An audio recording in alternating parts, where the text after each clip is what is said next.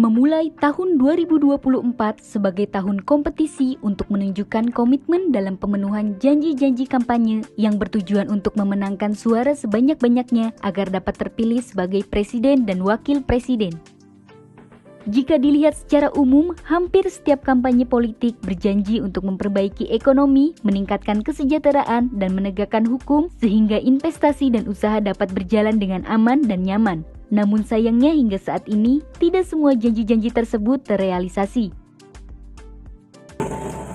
Sebenarnya pemerintah ataupun dunia lagi gencar-gencarnya membentukkan tentang bisnis UMKM tahun 2023, yaitu distribusi, pangan, dan visi keuangan. Sebenarnya mental kita di Indonesia itu sangat kuat. Karena apa? Ujian di UMKM ini sudah beberapa kali terjadi.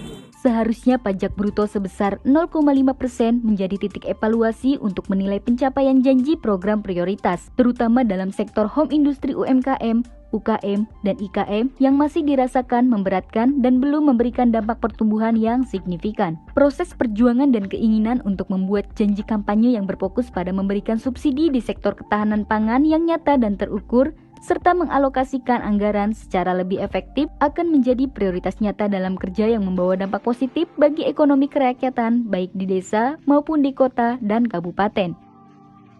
Dengan menurunkan pajak untuk UMKM, UKM, dan IKM, diharapkan dapat membuat perekonomian Indonesia menjadi lebih mandiri tanpa terlalu tergantung pada pinjaman luar negeri, baik untuk pembangunan infrastruktur maupun peningkatan lapangan kerja yang tentunya akan menjadi lebih terbuka dan terukur dengan industri kreatif dan penerapan teknologi yang tepat guna. Hal ini dapat membantu Indonesia untuk memiliki perekonomian mandiri dengan kontribusi dari generasi muda yang telah teruji kemampuannya dan menjadi sumber daya manusia yang handal.